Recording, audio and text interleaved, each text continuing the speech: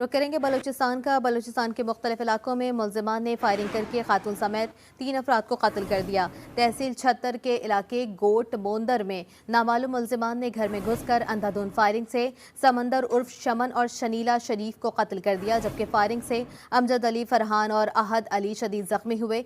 Police एहलकार दोबारा अगवा बराए तवान की वारदातें करने लगे। खबर मैंने घर में नहीं छापी। इस अखबार को अभी भी हुकूमती इश्तिहारात जारी हो रहे हैं। ABC सर्टिफाइड है, बाकायदा शहर में बल्कि पूरे मुल्क में ये अखबार छपता है रोज़ाना की बुनियाद पर। ये अखबार बता रहा है पुलिस एहलकार दोबारा अगवा बराए तावान की वारदातें करने लगे।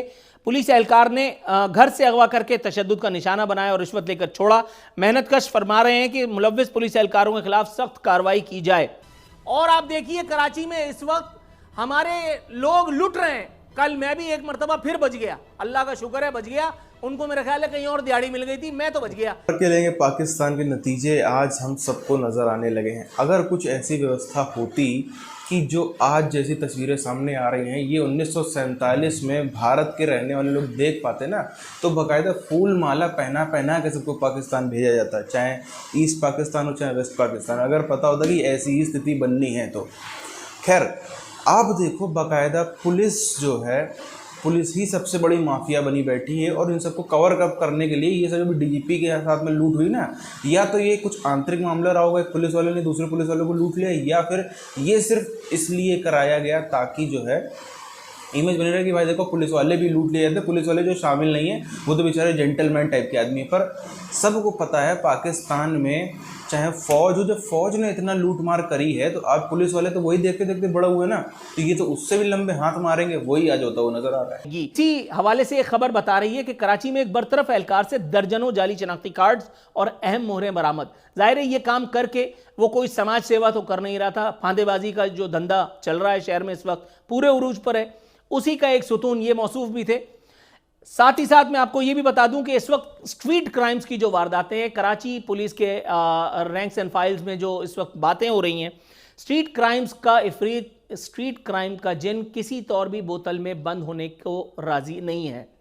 रंगी टाउन के इलाके में मुत्तहदा कौमी मूवमेंट के माजरत के साथ साबिक एहलकार या साबिक जिम्मेदार या मौजूदा जिम्मेदार वसीम कमांडो, इनके नाम पे मत जाइएगा, बहरहाल इनके साथ हुई बहुत बुरी है। इनके घर से 50 लाख रुपए ले गए। अब वो 50 लाख रुपए कहाँ से आए, अगर इस बात पर हम बात करेंगे तो फिर उनके नाम का ही फायदा क्या, जिसके नाम में कमांडो हो फिर आपको उससे पूछने का कोई हक नहीं पहुंचता कि भाई ये पैसे कहाँ से लाए थे। लेकिन बहरहाल जो होना था वो तो हो गया।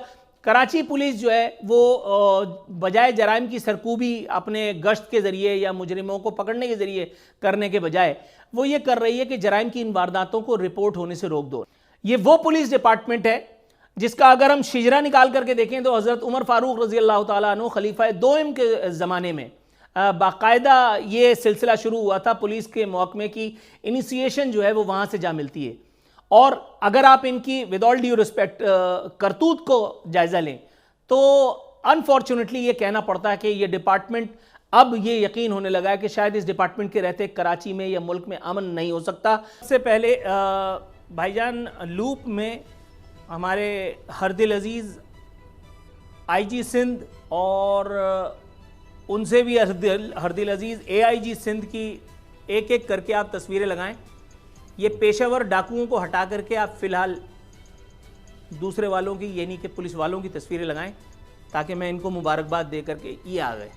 आपको भी मिले ओडो साहब को, जिनको लगता है कि कराची के ताजिर खुद अपने दुश्मन हैं, ये सही सलामी ले रहे हैं, सही प्रोटोकॉल इन दोनों को मिला हुआ है। और एक बार फिर से हम कराची की सूरत हाल के हवाले से बात करेंगे जो कि ऐसा लग रहा है कि बिल्कुल लुटेरों के रहमो करम पर है।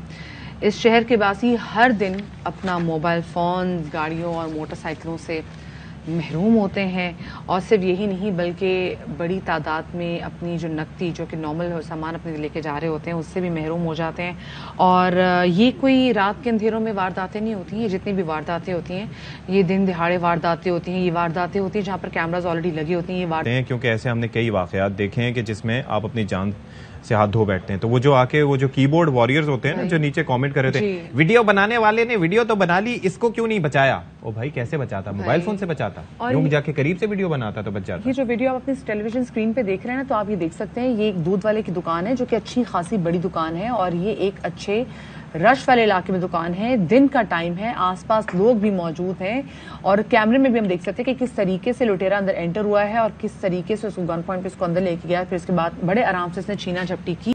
एसएसपी सेंट्रल की ये जो लॉलीपॉप है, अगर आपको लगता है कि इस तरह की चीज़ों से कराची वाले कराची का एक वो आम आदमी जो इस वक्त मुकम्मल तौर पर स्ट्रीट क्राइम्स के नरगे में वो बहल जाएगा, तो मेरा ख्याल है ये सोचने वाले अहमकों की जन्नत में रहते हैं। अब आप सोचिए कि वो शहर, वो मुल्क कि जहाँ पर खुद वर्दी में पुलिस वाले लोगों को लूटते फिरें, उनको जिसको कहते हैं शॉर्ट टर्म किडनैपिंग के ज़रिए उनसे रकूम हथियाते फिरें, वहाँ फिर और क्या कुछ नहीं होता होगा। अब बाकायदा ख़वातीन के साथ ये होने लगा है कि कटर के साथ उनके जो बिलोंगिंग्स हैं वो छीन ली जाती हैं। डिफेंस जैसे पोश एरियाज़ भी महफूज नहीं हैं, मुज़ाफ़ाती इलाकों की तो आप बात छोड़िए। ये एक खबर बता रही है फेडरल बी एरिया ब्लॉक 17 में दिन दहाड़े डकैती की वारदात, मोटरसाइकिल सवार 3 मुल्जिमान शहरी से मोटरसाइकिल छीन करके भाग गए। ये सबसे हल्की खबर मैंने आपको सुनाई है, ये सबसे हल्की खबर है, वरना अगर आपको भारी खबर सुननी है तो जो मैंने आपको कल बताया था कि शहर में ऐसा भी एक वाकया हुआ है। कल औरंगी टाउन के इलाके में 10 डाकुओं का एक जत्था एक घर में घुस करके बाकायदा अहले खाना को मालूमता से महरूम कर गया। और ये जो चवन्नी अठन्नी आपने अपने सीनों पे लगाई हुई है, ये जो बिल्ले आपने अपने कंधों में लटकाए में, इसका वजन क्यों उठा रहे हो भाई? कहीं कोई अच्छी शराफत की मुलाजमत करो, किसी और नेक नाम आदमी को आने दो, जिसको मुराद अली शाह नहीं अच्छा लगता हो, जिसको सिर्फ अल्लाह मियां से डर लगता हो, जिसको पब्लिक से प्यार हो, कोई नासिर दुर्रानी जैसा आदमी, कोई हटेला आदमी आने दो। मतलब पुलिस फोर्स में कोई काम का आदमी नहीं है, सिर्फ दोनों हाथों से सलामी देने वाले ही आएंगे यहाँ पे, सिर्फ मुराद अली शाह और बिलावल की चमचागिरी करने वाले। पूरा यूनिट बनाया हुआ है बिलावल की हिफाजत के लिए, पूरा यूनिट एक आदमी की हिफाजत के लिए, और वो तो बेचारा इंटर्नशिप कर रहा है वहां वजारत खारजा में। तो ये हिफाजत किसकी कर रहे हैं लोग? वो इलाका है डालमिया शांति नगर, जहाँ पे आईजी भी चला जाए तो वो भी इंशाअल्लाह ताला वो गाड़ी पे जाएगा और पैदल वापस आएगा। ये ऐसा प्यारा इलाका है, यहाँ बड़े बड़े सूरमा किसी का कुछ नहीं कर सकते। डालमिया शांति नगर के इलाके में ये होंगे आईजी, वो भी था डीएसपी, उसको बेचारे को पैदल रवाना किया है।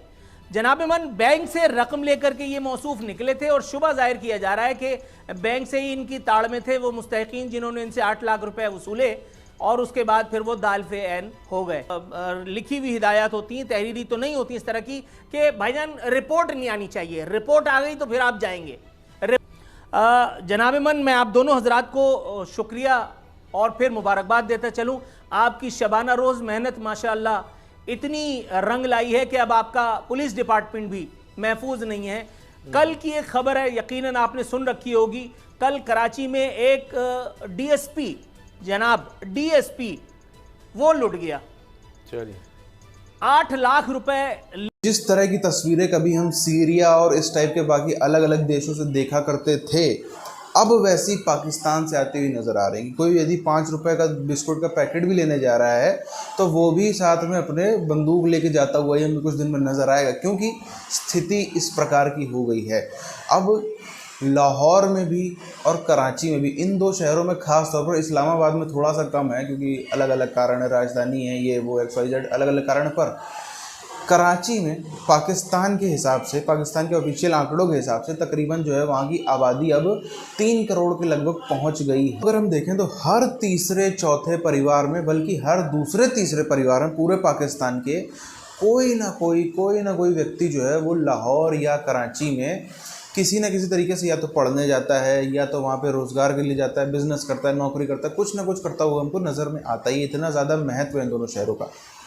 अब जहाँ पे एक तरीके से आप देखो पूरी क्रीम पॉपुलेशन है, सबसे ज़्यादा व्यापार इन्हीं दोनों शहरों में होता है। इकोनॉमी तो पाकिस्तान की अगर कराची हटा दिया जाए तो जो ये कम से कम जैसे तैसे करके भी 2 वक्त की रोटी खा पा रहे हैं ना आज पाकिस्तानी, वो भी खाने के लाले पड़ जाएंगे अगर सिर्फ कराची अलग हो जाए पाकिस्तान से। तो अब इसमें आप देखो जिस तरीके से पाकिस्तान में, अगर पाकिस्तान में पहले हर एक बच्चा जो था वो ख्वाहिश देखता था कि काश मैं पाकिस्तानी फ़ौज में चला जाऊं, क्योंकि पाकिस्तानी फ़ौज में जितना दोनों हाथों से भर भर के जितनी कमाई है उतनी कहीं नहीं है। अब ये पुलिस वाले जो थे, हमने यही चीज़ देखी, जब ऊपर के इंस्टीट्यूशंस जो होते हैं वो कमज़ोर होने लगते हैं तो नीचे वाले मजबूत हो जाते हैं। इसका जो असर पड़ता है वो एकदम ग्राउंड पब्लिक में पड़ता है। अब पाकिस्तानी फ़ौज ने खूब माफियागिरी करी, खूब एकदम पूरा हाहाकार मचा के रखा, पर वो चीज़ें मेन सिटीज़ में नहीं होती थी। वो क्या करते थे, सिंध के आउटर इलाकों में, ग्रामीण देहाती इलाकों में, वहाँ से लोगों को गायब कर देंगे। वो क्या करेंगे, बलूचिस्तान से लोगों को गायब कर देंगे, पीओके से लोगों को गायब कर देंगे, केपीके से लोगों को गायब कर देंगे। पर शहरों पे कोई आँच नहीं आने देती थी फौज, क्योंकि उनका बाहर से ही बिजनेस चल जाता था। कभी किसी को ज़मीन बेच दी, कभी किसी को ज़मीन बेच दी, कभी चाइना को बेच दिया, कभी किसी को अपना हवाई अड्डा, कभी किसी को मिलिट्री बेस, कभी कुछ। ये सब करके पाकिस्तानी फ़ौज ने उससे ही इतना कमाई लिया कि उनको ज़रूरत नहीं थी। अब पुलिस वाले तो ये सब कर नहीं सकते। तो पुलिस वालों ने एक पहली तो देखा कि फ़ौज कमज़ोर हो रही। फ़ौज कमज़ोर होने के बाद सीधी सी बात है, पुलिस वालों के अंदर भी ये भावना है कि हाँ, हम भी दबा के कमाएंगे। और उसी का नतीजा है जो ये पूरी तरीके से हाहाकार मचा हुआ है। इसके लिए फ़ौज भी इनडायरेक्टली जिम्मेदार है और पब्लिक तो खैर जिम्मेदार है ही।